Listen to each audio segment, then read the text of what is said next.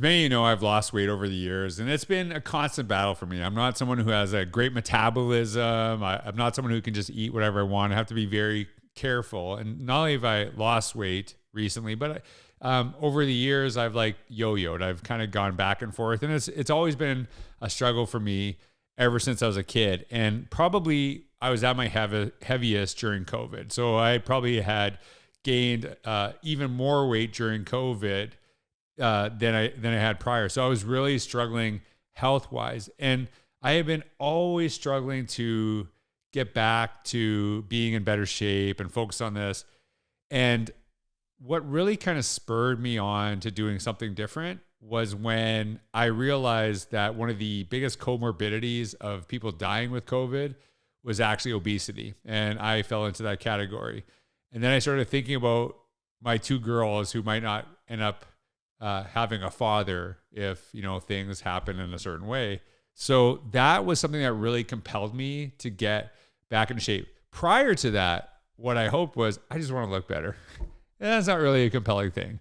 And so really, when you think about that reason, when you're trying to get back into shape or you're trying to, find some healthy habits, what's that really compelling reason that pulls you towards something? And I think I wanted to talk about this because I had an amazing conversation with Dr. Tiffany Spicer, who is a superintendent, who is very open about her struggles with health and really how she prioritizes her own health and well-being so she can be better service to the people in her community. And she talked about really what really drove her. And she shared a really powerful story. I'm going to save it for her and what she talked about really what spurred her to change. So as you're thinking about this, as we're kind of going into the new school year, it has to be something more than I just want to look better. It has to be something that really compels you to get your health in check. And people will always say, well, I don't have time for this. But the reality of it is that you won't have much time if you don't kind of keep your health in check. And that's something that really mattered to me was I want to be around as long as possible. I have kids who are growing up and I want them to have a dad as long as possible. And that really pulled me to something. And when I started thinking differently about how I was doing things, I didn't want to go on a crash diet. I didn't want to do some fad thing. I started asking myself, what are the habits that I could start today that I can continue in the future that are really healthy and focused? And it doesn't mean that I don't have a bad meal here and there, but it's trying to keep consistent instead of focusing on perfection. Because if you focus on perfection, you'll fail. But if you focus on consistency, when you do fall down, you learn to get back up quicker. So I think Dr. Spicer did a really great job sharing that story, sharing some of her insights. And she's just a phenomenal leader, really servant. So I'm really excited to have her on the podcast. I know you're going to love her. Welcome back to another episode of the Innovator's Mindset Podcast.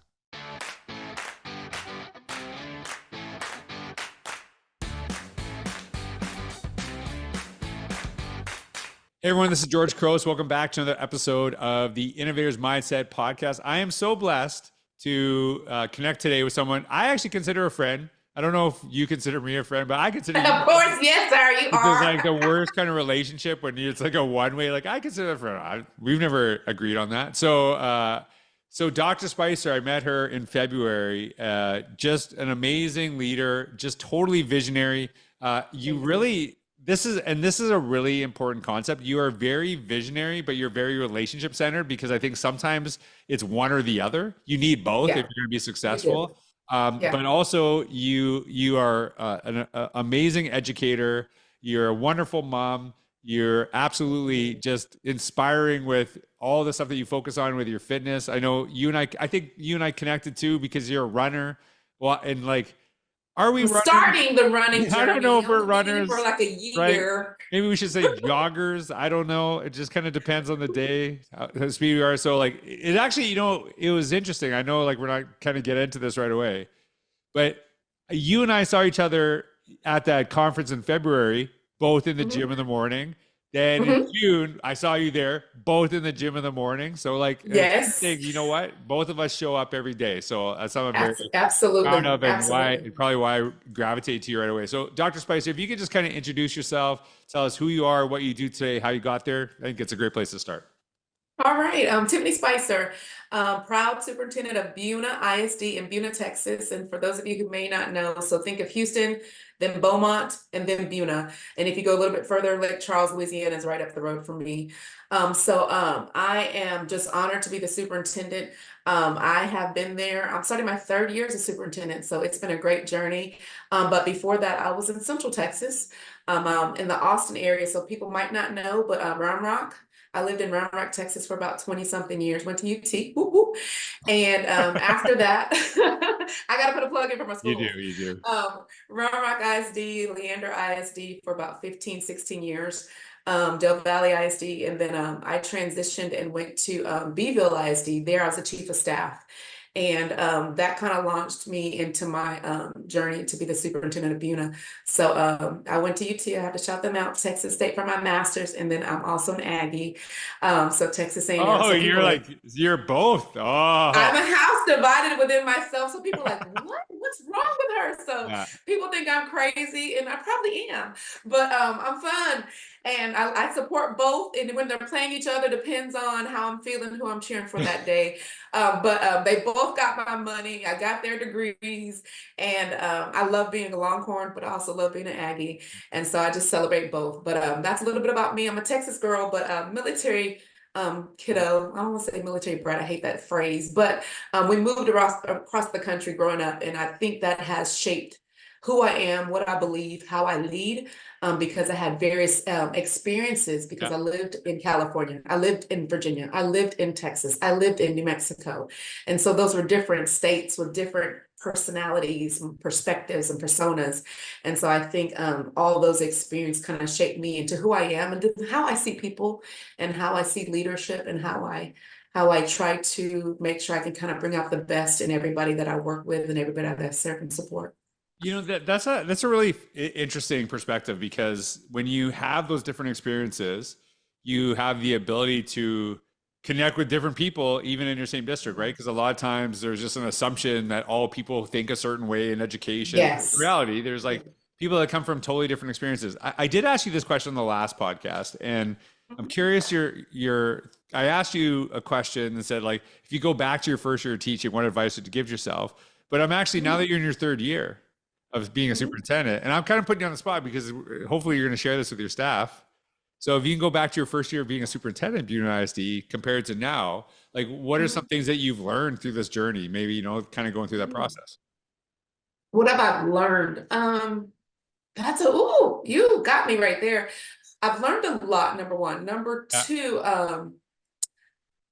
Is it, you didn't go to like superintendent school and then all of a sudden just know everything when you walked in? well, and that's the thing. Like, when you become superintendent, and I think people think you're the superintendent, you know everything. So my experience has been, and I don't know if this is everybody else's, but like everybody expects that I know everything. Right.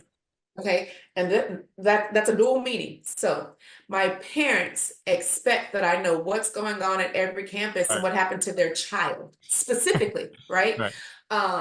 If something happens at a campus, I try to make sure something bad happens, whatever. I try to let the board know. As soon as I know something, I want to make sure they know so they're not caught off guard, or that they can respond. If a parent calls them, they can say, hey, we know about it, it's being addressed, the superintendent or the principal, whoever is taking care of it. But I think sometimes people think if they know, she knows. Right. She, meaning me, does not always know. You know what I mean? So there's an assumption that she knows everything. Or there's also the assumption that if there's this problem, she knows. And so what I try to tell people about me, I'm very, and you know this, I think you've seen it, I'm very transparent, I'm very real. And so I always ask, I can't think of an example, but I'll ask like, so what have we done in the past? And they're like, oh, wait. And I'm like, well, tell me, what have we done in the past when this situation happens? Because my thing is, I'm not going to make the decision. You're the leader. I'm going to empower you. I'm going to support you. I'll be your thought partner. But I don't want everything to stop with me. Because if that's the case, and I know people hate this sometimes, why do I need you in that role, right? I want to empower the people who are leading whatever department. So if you're a director, if you're a principal, if you're a counselor, if you're assistant principal, I want to empower you to do your job. I will be a thought partner, but I don't want to make every decision. Because if that's the case, everything falls on me and your power is taken away. And that's like we tell our teachers, the simple thing, simple truth. If you're a teacher and you write a referral, The moment you do and you give it to the assistant principal, your power is taken away from that kid and that family and that room. So how do you build a culture and a climate to where you have your expectations in your classroom and the kiddos know when Miss Smith says X, she means X, Yeah. right? So I think for me, at the beginning, I wanted to make sure I answered and had the answers to everybody. But now, as I've grown and matured, because I feel like I am growing every year, every day, I want to give that power back to the people, whether it's back to the teachers, back to the parents, back to the assistant principal, the counselors, whoever, because you're in the role. I trust you in the role. If I didn't trust you to be in the role, you wouldn't be in the position. And so how do I make sure that everybody feels like they can do their job and know that, yes, I support you, but I won't make the decision for you. Let's go, let's do that. So I'm trying to teach everybody in their respective roles that, hey, they're in this position for a reason. And I do support them. I do trust them and they can do their job. So that's kind of just the funny thing. First year, everybody talks about communication. Oh my gosh. So communicate. Right, And you know, my thing is, I think we are communicating. I think we're doing it well. But if the message doesn't get out, you know, the telephone game, by the time it gets to this person, the message has changed, right? And so this past year, our second year, we put out a newsletter, Buena Banner, and it tells the story of Buena ISD. We don't have a newspaper in our community. We had like a online newspaper for our area, our town, but we don't have it anymore. So Facebook is real. And sometimes it's not always positive, right? Right. And so I was like, how do we counter that and make sure we tell our story? Because people are going to tell the story that they want to, whether they know it or not, or have all the facts. So we put out a newsletter every quarter that tells all the great things that are happening in our district, in our school. Okay. And so that has helped us tell our story. So I wish old Tiffany or former first year Tiffany superintendent did that at the very beginning to tell our story, but we're doing it now. So everybody in our zip code gets that newsletter every quarter. So I think that's helping kind of shape and tell our story so they know the great things they have. We have the best. I think we have a great school district, one of the best. And so, but we need to tell that. And so that's one of the things I wish I could go back and rewind and started it sooner, but we got it launched in year 2. We're doing it in year 3, and we're going to continue to tell our story. Keep going. I love it. And that's actually one of the things I'll be talking about with your group. So I'm excited about that. I love that. You know, I don't know if you've ever seen it, but you really made me think of it. So if you haven't seen it, I really highly suggest it because you'll love it. It's a TED Talk by a gentleman named Barry Schwartz, and he talks about the importance of practical wisdom. And he talks about this of putting people in a situation where they actually know what to make the right decision is based on, and like one of the things he says, and it was like, it's one of my favorite things ever. He said, knowledge is knowing tomato is a fruit. Wisdom is knowing not to put in a fruit salad. Like, I love that. And it's just like a really good, and I just remember how he talks about like putting people in situations where they feel comfortable making the decisions and to like not have to like refer to a handbook. You know, this is something, and I think it's kind of maybe armed me with something that I use maybe to my benefit. Cause I'll like, when I'm like flying or traveling and someone's making a decision, I'm like, and they're like, well, this is our policy. I'm like, okay, what does common sense tell you right now though? What does common sense tell you? I'm like, I know you know the right answer.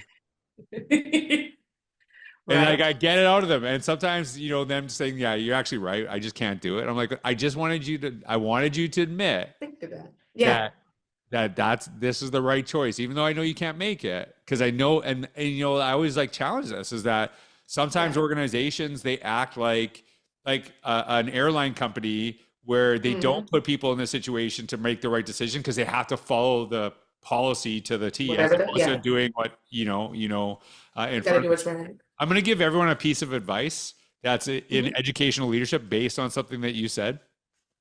I'll tell you, I think my superintendent, her name was Kelly Wilkins, deputy superintendent at the time. She loved me and I loved her. She was absolutely amazing. And one of the reasons she loved me is because anytime there was like a negative thing or something bad happened when I was principal, or I was like, oh, that didn't go as well as I thought, I would call her right away and say like, hey, heads up. This did not go well. So if you're getting a call, I just want to let you know what's going on. So you're not like, surprised by it. And she's like, and like 95% of the time, no call. Right. But she Yeah. always appreciated the Fact. heads up. Yep. Like, hey, this Yep. might be coming to you. So anyone that's in that role, I like, and I can, I know I kind of, I'm like kind of proud about this. I never got in trouble with her ever as a leader because I always outed myself. I'm like, oh, I totally screwed this up. So she never had to say anything. I was like, I'm going to say it first so I don't get in trouble. Right. And so she really, Right? she totally appreciated I'm that that. kid too.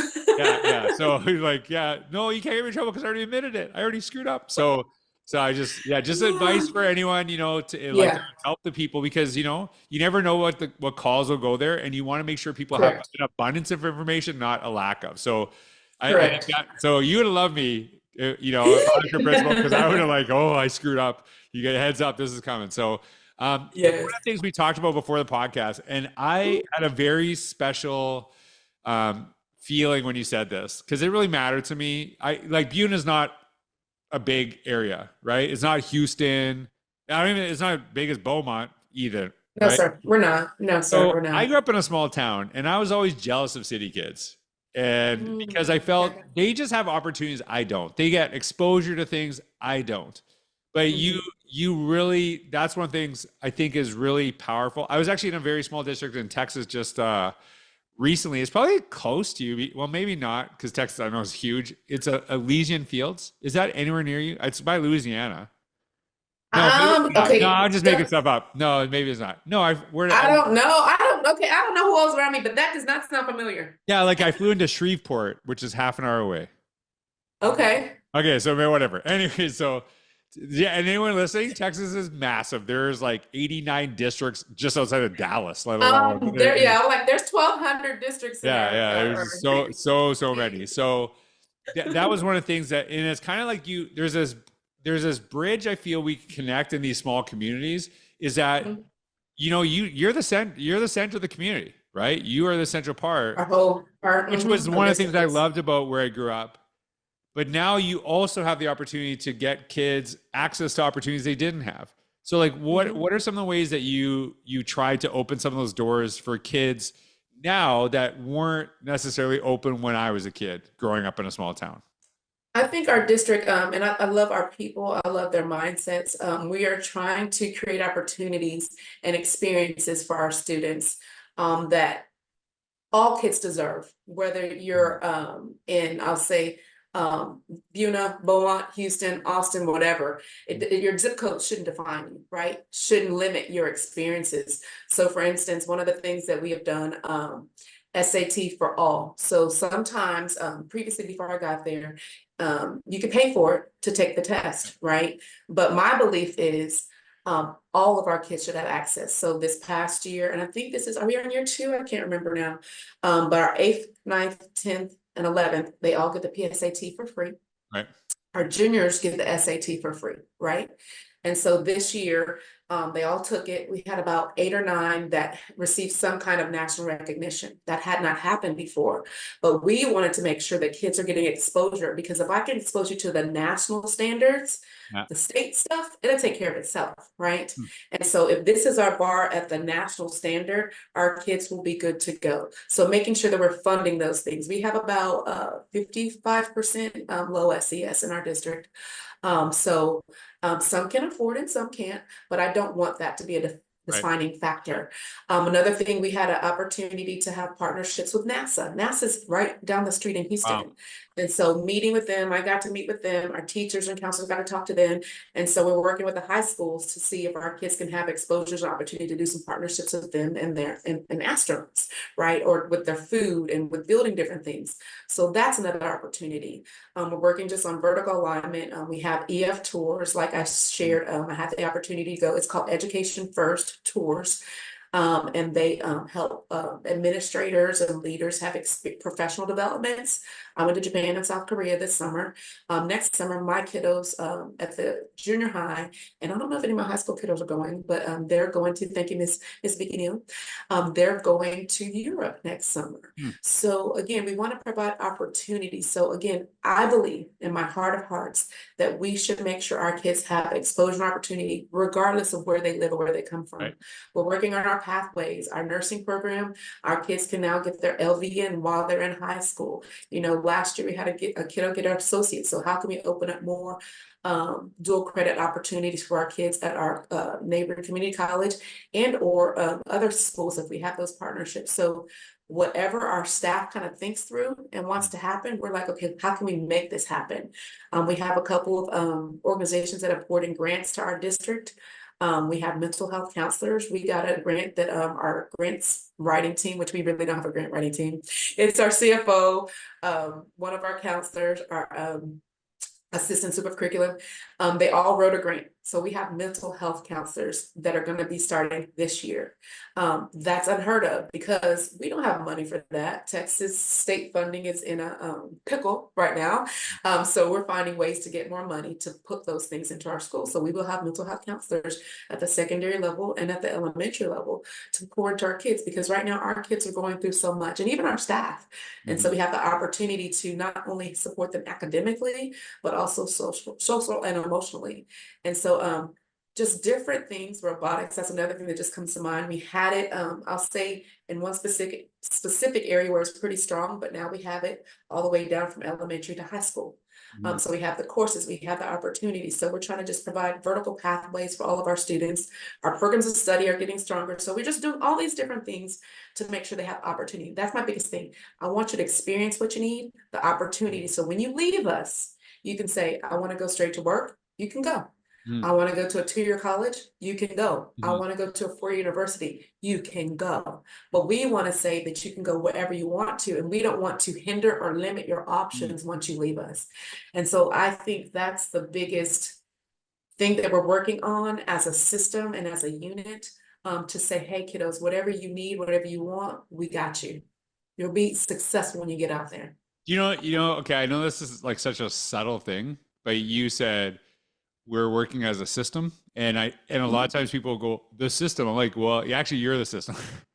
Like, the reality is you are, like, everyone's the system. Like that's part of it. I was like, it's not the Wizard of Oz hiding behind a curtain making decisions. No. Every single day we make decisions and we change this too. We had when I was a principal, we had a policy prior to me being there. And I thought about this when we talked about the SAT access. Basically, the policy prior to me arriving was we had, and it's like a little thing, right? So these students all got these agendas. They had like the rules, or the policies of the school, but you could like write what was going on, and they were like brought out every single day. Like kids used them every single day. So the policy prior to me arriving was you couldn't get your agenda until your parents paid your school fees.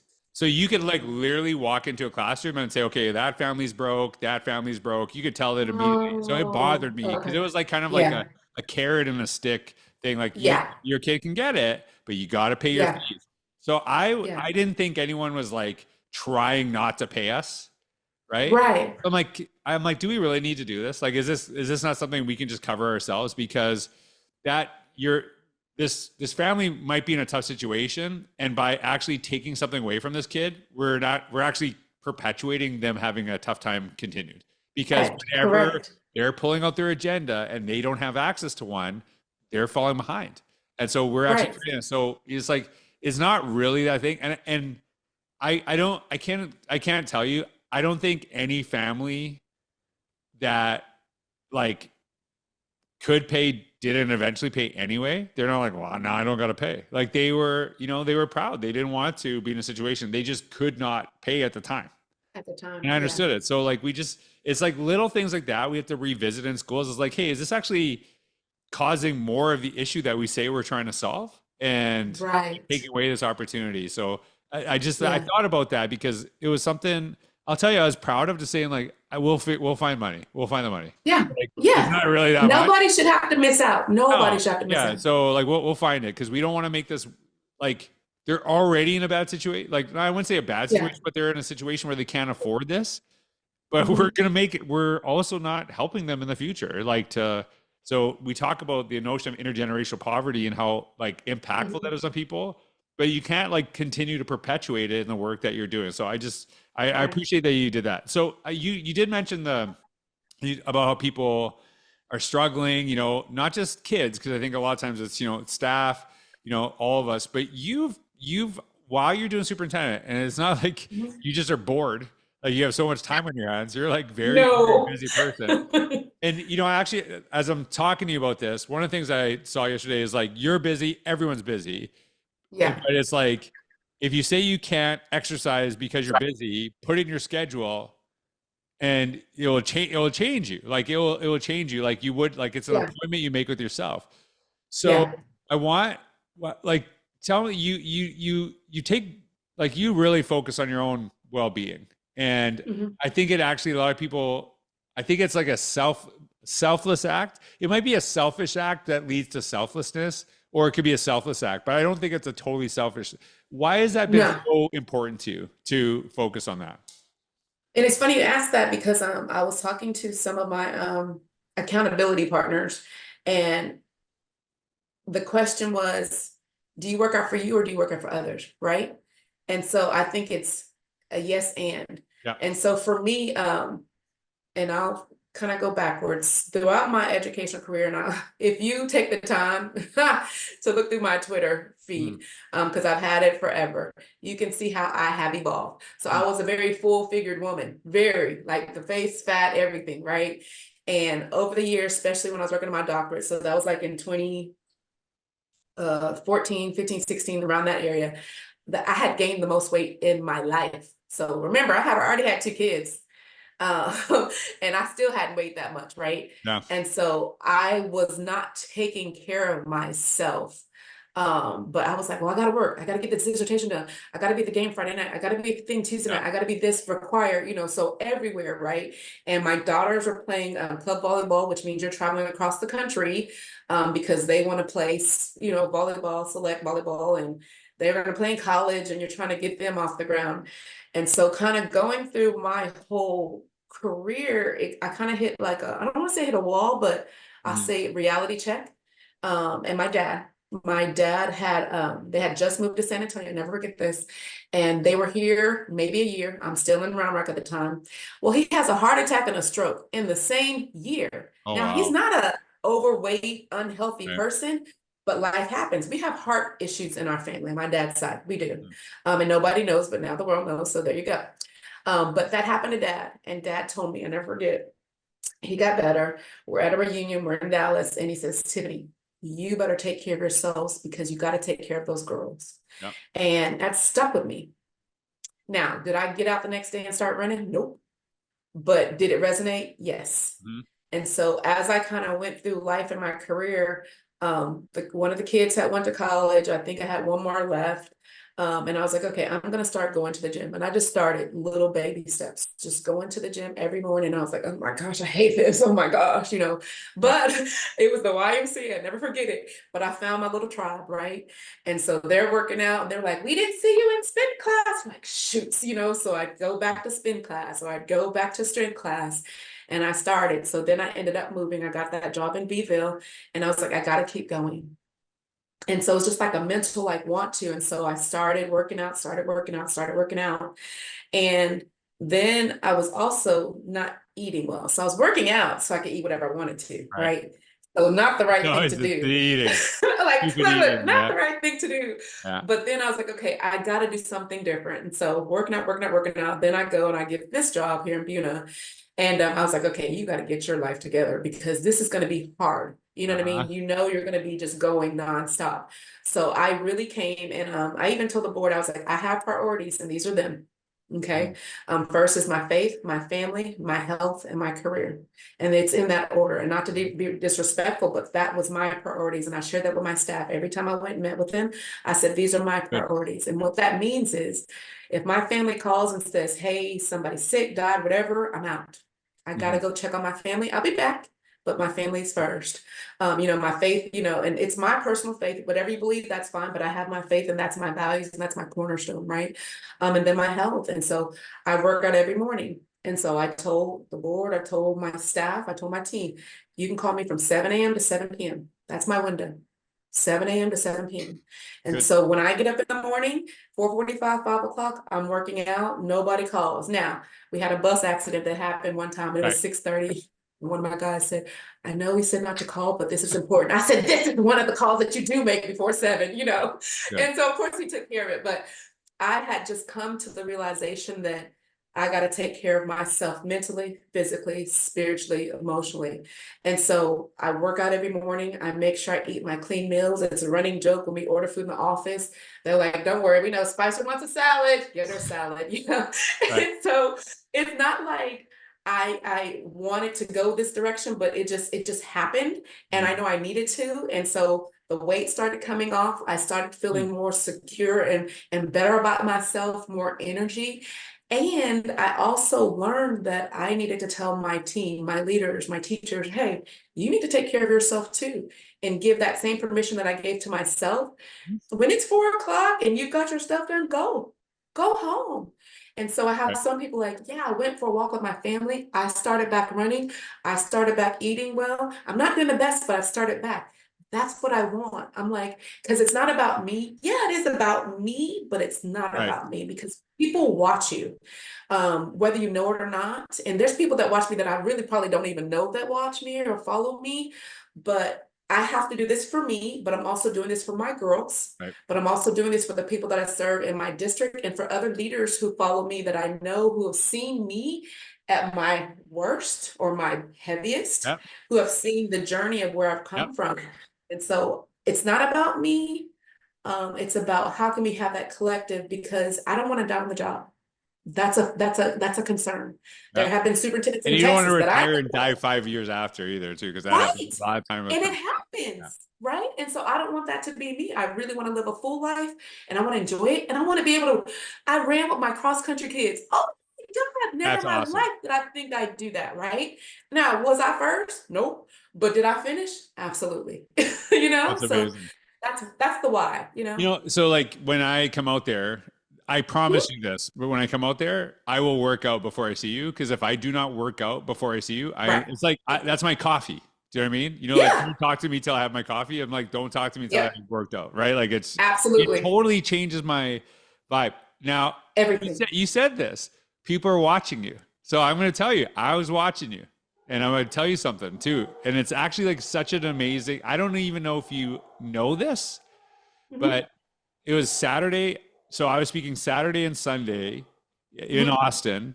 And I saw you on Saturday. We didn't know each other, but then I think I said, I saw you running this morning. Then that's how we connected the first day. Mhm. And then Saturday night, I saw you with your daughter, and it was her birthday, and you were heading Mhm. out. I'm like, she's not coming Mhm. tomorrow. Sunday morning, and not only were you there, I think your daughter came with you too. Yeah. They're And working because out. I was like, oh, like they went out and still good for you. Like I was like impressed because a lot of people say, nah, like, because that's where you get in trouble is when you're like, Right. well, this special thing or this thing. And that's when you like, no, listen, I can do some of these things, but I gotta keep with the You habit. don't take the break. No. Yeah. Yeah. It's So a like pattern. it was, Pattern. yeah. So I don't know if you do that. I was like, I did not. No. really showing up It is, after the birthday party. and I remember because yeah, she had just turned like 22, Yeah. and it was one of those like we went to took her to dinner because like I was in town for the Mhm. conference, but she lives there, and I was Yeah. like, okay, yeah, we'll all meet, go to dinner. But they know, mommy gets up, she does her workout before she goes, Yeah. and it's crazy. So they live in 2 different cities. All three of us live in 3 different cities. We still work out together Yeah. virtually, and Good. so because we were there, she was like, "Mom, I'll get up with you," and I'm like, okay. And so it's cool because I was now impressed. it's I'm not gonna lie, I was a thing. impressed because I was like, a birthday party coming out, like, all right, all right. And I was just on that stepper, like trying to get back from my injury. I'm like, she's at it again. I got to pick it up. So that I Yes. think a lot of times, and I joke about that I like felt guilty because you're working out, Yeah. but it is when you see people that are in your positions that are both like taking care of yourself, it does inspire other people. They're like, I got to pick it up. I got to try. So like, Yeah. try to model for Yeah. example. I didn't think I could like you more, and then now I like you even more. Like Oh, I love thanks. talking to you. You're just an amazing leader. So I'm Oh, I'm thank you so pumped to much. see you all and to see you again in We're person. excited to have you. So thanks so much for taking. I know you just came off a trip and you're totally probably jet lagged because travel can wear you out. So thanks for taking the time. You are awesome. So I hope everyone make sure you connect with Dr. Spicer. You can actually see her blog down below, and she does some really powerful reflections. that are connected to wellness and her leadership. So thanks so much for being on the podcast. It was awesome to connect with you. Thank you. Absolutely. My pleasure. Take care, everyone. Have a wonderful day.